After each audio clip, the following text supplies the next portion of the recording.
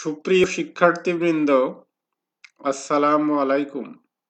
Bangabandhu Sheikh Mujib academy কর্তৃক পরিচালিত online ক্লাসের পক্ষ থেকে তোমাদের সবাইকে স্বাগতম।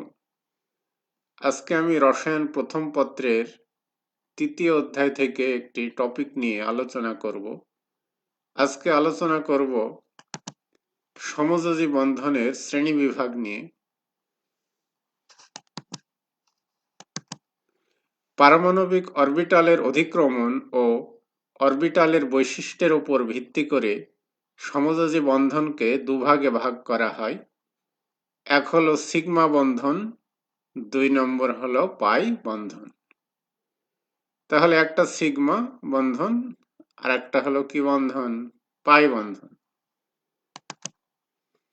তাহলে সিগমা বন্ধন বলতে কি বোঝায় সেটা আমরা দেখি। দুটি একই বা ভিন্ন পরমাণুর দুটি পারমাণবিক অরবিটাল একই অক্ষ বরাবর মুখোমুখি অধিক্রমণের ফলে আণবিক অরবিটাল সৃষ্টির মাধ্যমে যে সমযোজী বন্ধন গঠিত হয় তাকে সিগমা বন্ধন বলা হয়।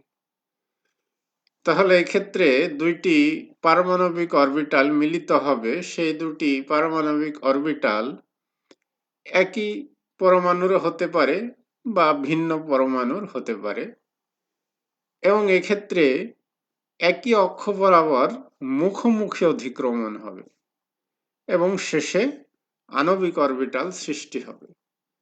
এবং এই আণবিক অরবিটাল সৃষ্টির মাধ্যমে যে বন্ধন গঠিত হয় তাকে বলা হচ্ছে কি বন্ধন? সিগমা বন্ধন। এখন এই সিগমা বন্ধন বিভিন্নভাবে গঠিত হতে পারে। এক নম্বর হলো এস এস অধিক্রমণের মাধ্যমে, অর্থাৎ একটি এস অরবিটাল আর একটি এস অরবিটালের সাথে অধিক্রমণের মাধ্যমে সিগমা বন্ধন তৈরি হতে পারে। আরেকটি হলো কি এসপি অধিক্রমণের মাধ্যমে সিগমা বন্ধন গঠিত হতে পারে, অর্থাৎ একটি এস অরবিটালের সাথে আরেকটি পি অরবিটাল অধিক্রমণ করে সিগমা বন্ধন তৈরি করতে পারে।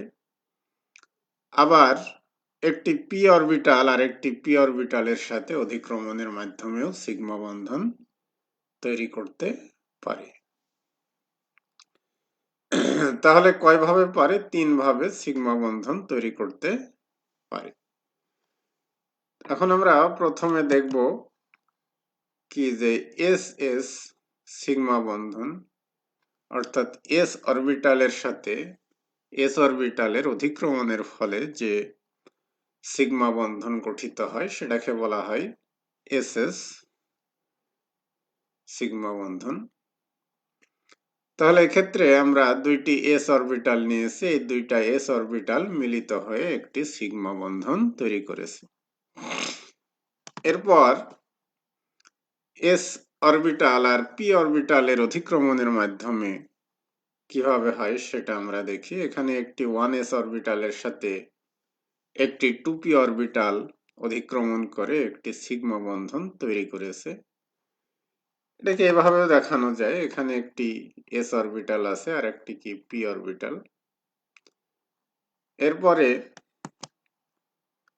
হলো pp অধিক্রমণের মাধ্যমে, অর্থাৎ একটি p অরবিটাল আর একটি p অরবিটালের সাথে অধিক্রমণের মাধ্যমে যে সিগমা বন্ধন গঠিত হয় সেটি এখানে দেখানো হয়েছে। এখানে একটি 2p অরবিটাল আর একটি 2p অরবিটালের সাথে অধিক্রমণ করেছে।